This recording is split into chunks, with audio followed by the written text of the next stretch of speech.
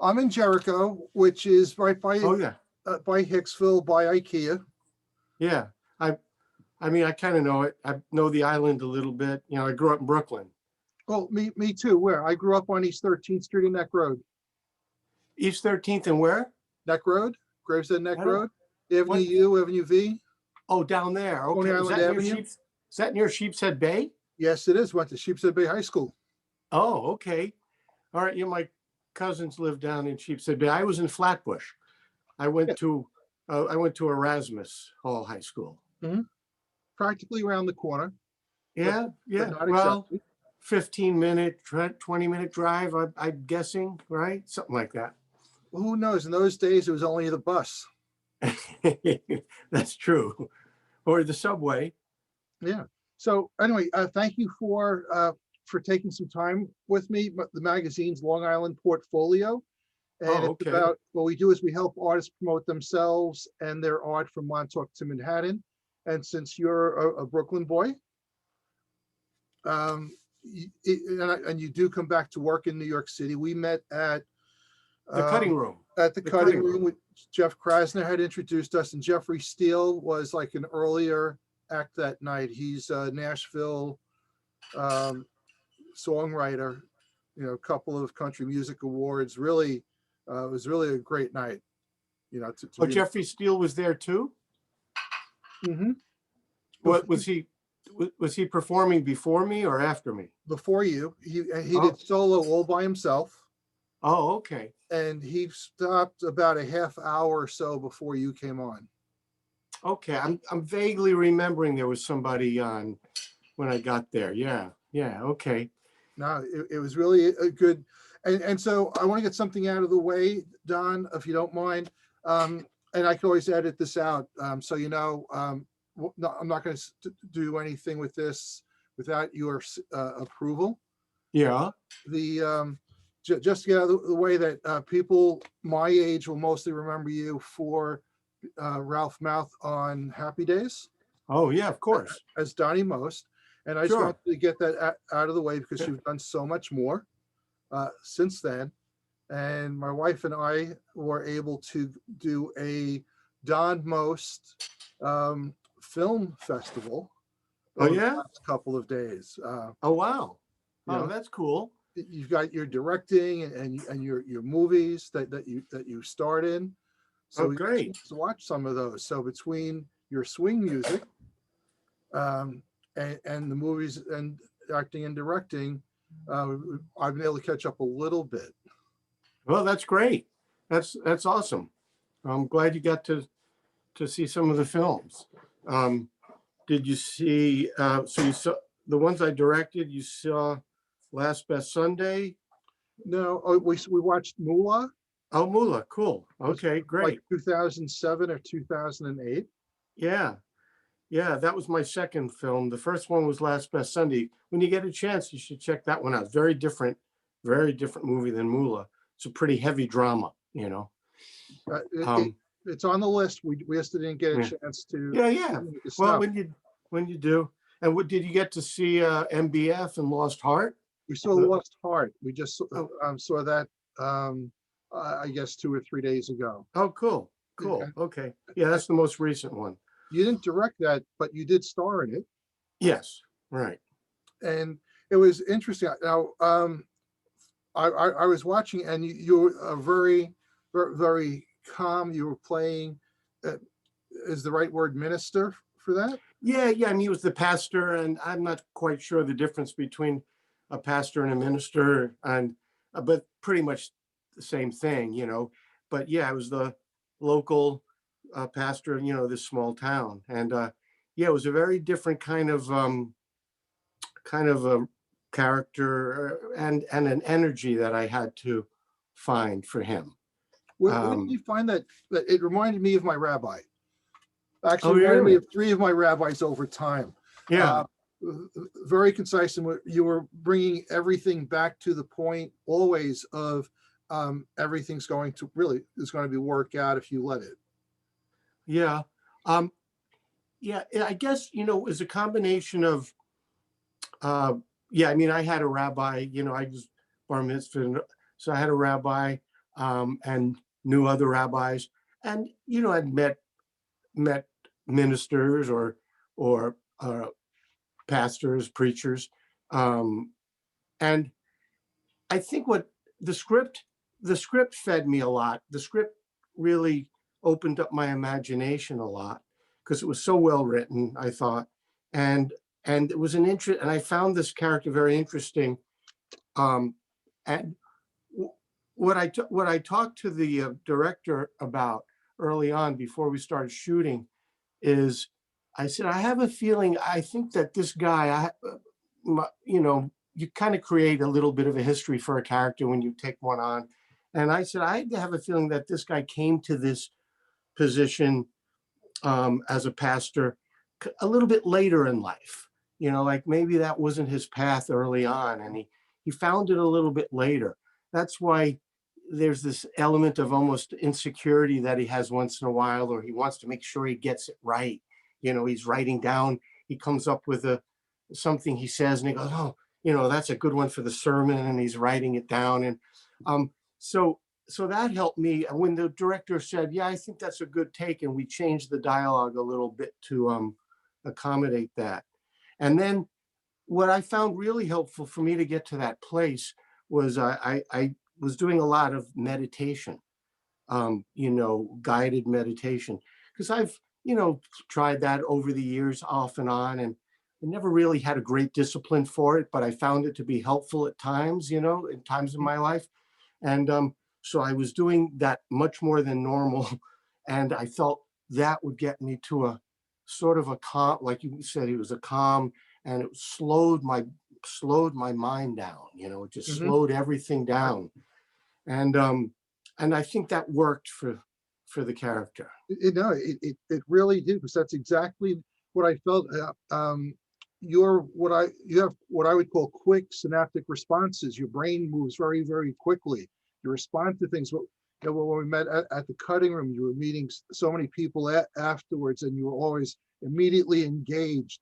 And you were, I'm going to call it soft engaged as the pastor, but Right. you, before responding, and your delivery was really purposefully slow.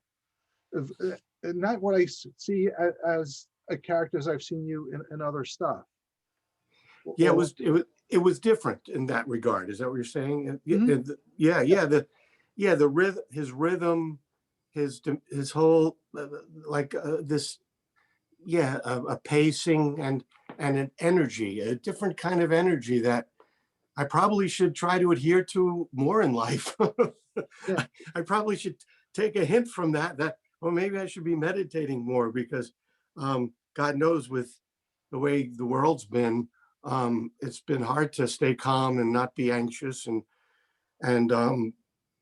stressed out. So maybe I'm glad we're having this discussion. I'm going to go back to some of my meditation apps and get back into it. I'm pretty sure it can't hurt. And Yeah. looking at you as a Brooklyn guy and an LA guy, you really did manage to bring yourself to a Midwest peaceful kind of guy. It was Yeah. what Oh, thank you. wasn't changed. Thank you. Yeah, that means a lot to me. I I was very happy to to be asked to do this role. It was with a production company that's based out of Michigan called Collective Development Incorporated, and it's a group of artists that come together. They've been together for some years now, and they decided, like, they as a team, in front of the camera, behind the camera, would you know would create films. And DJ Perry was the founder of it, and he wrote he writes a lot of their scripts. He wrote Lost Heart, and I loved the script. And I'd worked with them initially about a year and a half ago on another film called MBF, aka Man's Best Friend. And that was again a very different role. I played a defense attorney representing a wounded vet, and it was a very powerful film, very intense. And I had some, really good courtroom scenes. And when I got to meet all these people, I flew into Michigan and got to know them and see the way they worked. And it's like it's almost like this repertory company, in theater, but they're doing it in film, and they have their main group that, they find roles for everybody in each film, but they might bring in, a name actor or two to help for the visibility of it. But they take care of everybody, and then they have great people, artists behind the camera, and it's a really cool way of working. And so I had such a good experience on MBF, that then when they asked me to do another one, I was very happy to do it. And it's great getting, for a long time after Happy Days, uh, it was tough breaking away from that character, and who could be more diametrically opposed to the pastor that you saw Mhm. than Ralph Malph. I mean, Mhm. night and day, the energy of these two guys. And so it was hard, and Ralph wasn't really who I was. There might be elements, certainly there's elements that that are of my own character come through, but for the most part, he was a very different kind of character than me. In high school, I was pretty quiet and shy. I was never the the the class comedian by any means. I was always the straight man for all my friends. I was more like a Richie Cunningham, honor student, Mhm. and pretty like I said, shy and reserved. And um until I got to really know people and feel comfortable, then Right. it was a different side of me. But Ralph was so, I drew upon a lot of other people to play Ralph.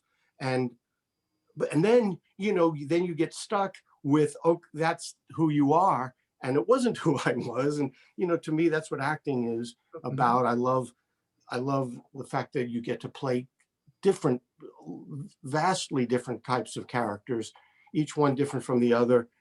That's liberating to me. I guess in some ways easier than playing myself. I don't know, Mhm. because you could hide behind these characters. Right.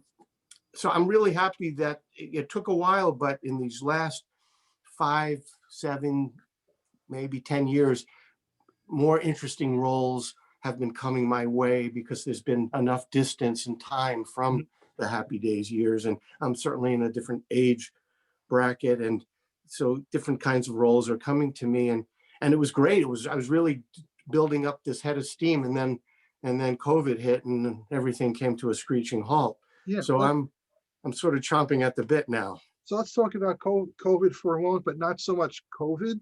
But as I think we were either in 2017 or 2018 when we met at the cutting room, and Right. you were doing your swing music. So not something that everybody knows that you do. You were with William Scap- Scapatone, Scapatone. Scapatone. Without it writing, I can't Yeah. pronounce his name. And Yeah. he's practically a neighbor of mine. He lives out Yeah. here.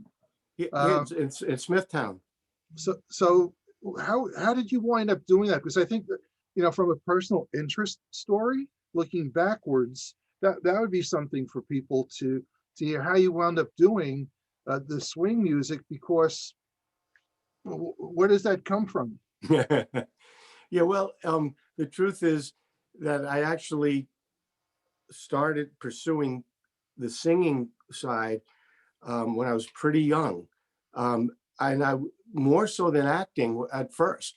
I started going. I loved the music of, the great standards, from a very young age. After I saw the movie The Jolson Story when I was 9 years old, I became like really fanatic about Jolson, but then I started to, you know, educate myself on that the music of that from those years. And my mom, was a teenager, young adult during the swing era of the 40s. So there were some great albums that, I would hear. So I started listening to that kind of music a lot when I was young, and I'd listen to WNEW Mhm. in my apartment in Brooklyn at night, listening to a DJ, William B. Williams, and Mhm. he would play all great, the great legendary artists doing the standards. And so that I got an education in, and I would go around singing stuff. And I even sang at my, they got me up at my bar mitzvah. There was a band, and I got up and I started doing some jolts, and and people were like, "Oh my God!" So it was soon after that that my parents realized, I wanted to pursue this to some degree. So I went to a school in Manhattan that was for kids and teenagers primarily, and for singing, dancing, a little bit of acting, but it was more the singing side, and that's what I was really focused on at the time. And then I got picked from that to be part of a professional review troupe to perform in the Catskill Mountains one summer. So Mhm. I was 14, 15 years old, turning 15 that summer, singing in all the nightclubs in this act up in the Catskills the summer of 69. Do you So remember? Do you no, remember the summer name of of the school? 60, summer of 68. Do you remember the name of the school or the name of some of the places like Kutcher's that you might have played up there? Oh yeah, Kutcher's. We played every single hotel: Kutcher's, Brown's, the Pines, the Nevele, Grossinger's. You know, all all of them except for the Concorde. We couldn't crack the Concorde, because that was the big one. But we played all the others, and so it was a great experience, great training ground for me that summer. So that was kind of my first love. And then I put it aside after that summer, and I decided to uh, get enrolled in this more serious acting class, a workshop by a named Eleanor Rabb in New York City. And then I really shifted my focus into acting, and knew the music would be there. I'd come back to it at some point. Mhm. But and then, because then, even after later on when I got Happy Days, and so it was a big hit, and I could maybe use that as a platform for singing, that kind of music in the 70s was, not looked upon. It was looked upon like your grandparents' music or Yes. your parents' music. Because think of what was happening in the music scene in the late 60s into the 70s, what we call classic rock. And so doing that music was sort of like, for people who had been established doing it, but not for someone younger. And so I just kind of put it aside. And it was years later when the Great American Songbook started coming back into vogue, and Mhm. and it was becoming more and more popular and accepted, and a lot of people were doing it. I started thinking about it, and I guess 6 years ago, it hit me like, if I'm ever going to do it, I better do it now. Um, I actually was in the hospital for 17 days for had a surgery, and then they were we almost had to do a second surgery. Luckily, we didn't. But it was soon after that, I think it hit me. I guess having that brush with whatever Mhm. made me think, hey, you love this music. I love, jazz and the Great American Songbook, but especially with the jazz bent, jazz and swing and blues. So I said, if I'm going to do it, I ain't getting any younger. So I put together, I had met Willie Scapatone several years earlier. He had asked me to be part of a show that he had put on. And for me to MC, it was like a doo-wop show, and I performed in it. And he got to see me, what I could do musically, and I got to see what he was about. So when I knew I needed a music director, I thought of Willie, Mhm. and then we put a show. I started putting the repertoire together and getting the arrangements together, and he helped with that, and other people that I knew, and then I started off doing some jazz clubs out here in LA, and they went great. And then I did some in New York before the Cutting Room, 54 Below. I did a bunch of times, and the Iridium Jazz Club before the Cutting Room. So, and then it just started growing, where I did in other parts of the country as well, and then a CD which I have out, a CD called Dmost, Mostly Swinging, Mhm. with this great big band, 18-piece band of wonderful Los Angeles jazz music and studio musicians. And it swings, they swing. A great producer named Willie Murillo, and trumpet player. And so that's out. And so it's been hard because the live performance thing is almost impossible during COVID. And Mhm. so I've been dying to get back into doing that and doing more films and television. Um, I did, besides those films, I did, I just did a short film, which is called When George Got Murdered. And it's a Mhm. really interesting film, about the George Floyd incident. So I don't know when that's coming out. And I did some TV prior to that, a pilot called Puckheads, which I play the owner of a minor league hockey team. So we'll see what happens with that. Hopefully that gets picked up. And and I'm supposed to do a couple of other films that got put on hold. Right.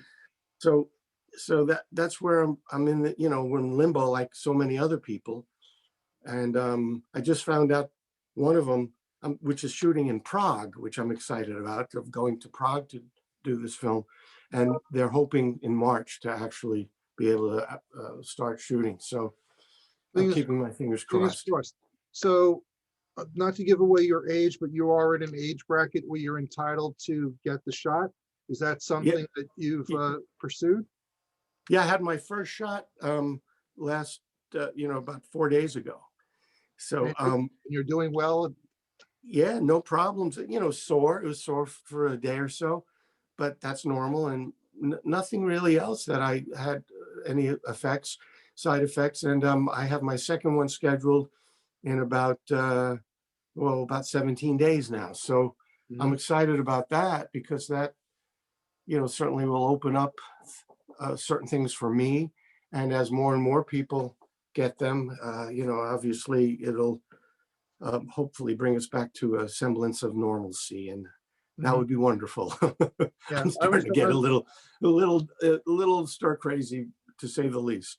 I was doing some stills on a set here just before Christmas, and everybody on the set every day before they could come on set was getting a test. Yeah, that's So the test that's is right it. on site. One of the artists, because the magazine is for artists of all kinds, actors, painters, even chefs, and so on. And one of the actresses who's very busy in TV here, I got to shoot her only because she tested, no symptoms, got on Right. set. They said, "Oh, hey, you're positive. You can't come back to work for 2 weeks, and you have to have another test." So at the end of her 2 weeks, I got to shoot her artwork for the magazine, and her as well. But she would have been too busy without that, and so even asymptomatic still had to be very, very careful. So Oh eventually, yeah. this is going to end. Starting with the vaccine is definitely, I think, the first step, and you've got a couple movies planned. What are you hoping to do with the next? I'll call it the next 2 or 3 years as the Hmm. world comes back to normal. Great question. Well, if I had my druthers, I want. I'm hoping to get some more really nice, meaty acting roles in films and television, if it's the right project, and definitely want to do that. I also um, want to continue the singing. I was in the middle, besides the CD that's out, I was in the middle of recording another CD with a producer in Nashville, a producer named Tony Mantor, and it's a little different. It's not the big band uh, format. It's more a contemporary kind of jazz, some of the standards, but also some songs from the 60s and 70s. So I'm really excited. It's coming along great, but we had to stop. So I'm looking to finish that this spring, Mhm. get that out there, and then do more live performing. Both big band and the more contemporary jazz, and maybe some of the classic 60s and 70s songs, which, because I love a lot of the music from there too. Mhm. So acting and the singing, and as you mentioned earlier, directing. I've directed 3 independent features, and I have several that are in development that I'm trying to get set up. And there was one in particular, that I would be directing. I'm attached as director, and these producers think they, have the financing, but we'll see, because that they thought they had it and then it fell through, and now they think they have another source. So we'll see. I'm hoping Right. to maybe be shooting that film late spring, early summer, and I'd be directing it. I'd probably have a role in it too. Is that going to be a So West Coast or? that would be uh, shot. That would be shot mainly in the Vegas area, hmm, unless because it's a lot of it takes place in Vegas. Actually, it's a comedy, sort of a comedy update of a fairy tale, which I don't want to give away too much, but a very comedic romantic comedy, and it's in Vegas, and poker's involved, and it's really a fun piece. So I'm hoping to be directing that, and like I said, and then also stage, because I was doing a lot more stage work, which I've always loved. I hmm. was doing this new play called Middletown, and we were doing it all around. We were in Chicago doing it when COVID hit, and we had to shut down after 2 to 3 weeks. Before that, we were in Atlanta, and then in Pennsylvania, and we were supposed to be it's a new play. Interestingly enough, my show, my I did a concert in Orlando at a venue called Full Sail with the Orlando Jazz Orchestra, Hmm. and we had all these 4 cameras and multi-track recording, and it's really great. It came out great, and it's live streaming right now through. Um, it's a little confusing to me, but for a limited period of time, people can see it. It's on my Facebook. I have it posted on my Facebook page. If you look up the first, it's being done through local theaters, because theaters, they're getting subscribers and people will pay tickets, Sure. buy tickets. And so the first one that I know is that's streaming it is the Performing Arts Center at Buffalo State. So Hmm. if people look up my name, Mostly Swinging is the name of the show, Okay. and it's my full concert, and it's streaming for a while. And then Middletown, the play, is also going to be streaming soon through different venues, so people could be on the lookout for that. They could see it, until we get to do it live again. So theater, I'm looking to do more of that as well. I love going back and forth between the different mediums. Cool. So because I really don't know many places outside of Long Island at this point. We do have a couple of performing arts theaters on Long Island that are smaller than arenas. Right? Phyllis Center is actually very close to my house, and they've had big name and small as well, both stage performances, musicians, concerts, comedians of all kinds play Oh, there. uh-huh. Also in Smithtown. So if you were to come out here, you'd probably be able to schedule a couple of different things in, uh, couple of hundred to a small thousand or so seats. Yeah. And- Yeah, well, that would be great. I would enjoy that. I did perform at the theater. Well, in Port Jefferson, I performed at a theater there Mhm. twice. And then I also did one, was it Patchogue? Yeah, Patchogue has one. Yeah, I did a show there once.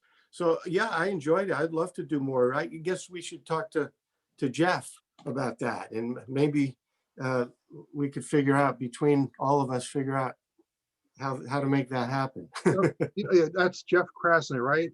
Yes, Who Jeff actually Krasner. introduced us. Yeah, And he introduced us, and because he got me a gig at the Cutting Room in New York, where we met, where you and I met. And you took some great photos. they're going to be featured. I think that what I'm going to do is use one of those as the cover for the next Oh, issue of the great. magazine at the end of February. Yeah, yeah, yeah. You took some really great photos. I'm into photography, so I recognize that. I have a good appreciation of that. Oh, if you have photos that you want to accompany the article and Oh, the interview that you'd have, especially your art photos that you've done, I'm happy to include that. Uh, oh, you mean photos that I've taken? well, or review, or Oh, a or poster both. from a movie, whatever they'd like us to include. Normally, I go and I shoot somebody. I'm sorry, I said that wrong. Normally, I go and I photograph somebody, Right. when we're doing the interviews, especially go to an artist studio or a theater, whoever the artist is. Right. And I try to do some very creative artistic photos. And you'll see in the cover photo was a photo that I did of the artist that we were featuring in our last issue. But in today's world, Yeah, you're not can't coming do here that. anytime soon. And so I'm very happy to use images that you might have or might want to share. Okay, I'll I'll look through a bunch of, yeah, I'll send you a bunch of stuff. Is it okay as late as if I don't get to it today, tomorrow? Is that still okay? Absolutely. Well, Okay. we're going to go to we're going to go to in quote prints. It's only an online magazine, but we do an official publishing at the end of February. And Oh, what we do is we bleed little pieces of articles leading up to it, so we have the audience interest coming got in it. when we actually go Oh, ahead. okay. All right, then, yeah, over the next couple of days, I'll send you a bunch of stuff. Perfect. And when you do wind up going back to Nashville, and it was coincidental, but my interview earlier this morning was with Sandy Gennaro, was a friend of mine for about 30 years from Staten Island, and he played for drums for Cyndi Lauper, Joan Jett, Edgar Winter, the Monkees, a whole bunch of Mm. things. And he's down there, and he's always a good person. He's a good person. And so if you're down there, I'd be very happy to introduce you so you have someone to talk to while you're there. Oh, Uh, great. Oh, I'm cool. not Yeah. sure how much playing he said he's in 3 bands right now. He's He's in 72. three bands? Yeah, that they're Oh, wow. playing locally. Wow. Yeah, well, Most that might be fun. It'd be fun to meet him. I'll definitely let you know about that. I'm hoping, maybe in May, he's hoping they'll be able to get back in the studio safely, Mhm, but no, it's anybody's guess, right. so we'll And see. I'm careful, I'll bet you're very careful, especially the industry. The film industry has become very, very careful Yeah, because they have to well, keep on they producing. have to. Yeah, they have to. Yeah, definitely. All right. Well, nice seeing you again, and Same here. good talk. If you have any, questions or um, I'm trying to. Do we have? Yeah, we have each other's email, right? Yeah. Yeah. So if someone wants to see your stuff, they should look under Dmost. If they want to see, you If someone mean? wants to look you up on the internet, Yeah, your IMDb stuff. yeah, yeah. Well, on IMDb, it's Don Most, and on you know, if Google search either Don or Donnie, and then put in, whether it be singing, because I have a bunch of videos up on YouTube, um, and on Vimeo, Mhm. and then other things about just articles or yeah, I guess articles and stuff under either Don or Donnie, it will show up. Of Some will show up more under one name than the other. course. I guess I have a bit of a schizo thing about my name, but when I was younger, it was Donnie, and then I felt like I was 20 when I first started the show, and I was still going by Donnie, and then when I left the show, I was 28, and I felt like I needed to really try to make the break and and to help that with the image. I thought it was better, and my agent thought it was a good idea to go with Don Most and sort of change the image. And so for all billing for TV and film, that's what I use. Mhm. But for some reason, when we started doing the music again, a lot of people are saying, "Well, people, you got to go with Donnie for." And on the music side, I'm okay with that. Yeah, you have to leverage off the assets that you have, and Donnie Most Yeah, is a tremendous asset. yeah. So there it is. So on any given day, I could be either one. Mhm. Yeah, so let me not take more of your time. Thank you so much. I enjoyed talking to you.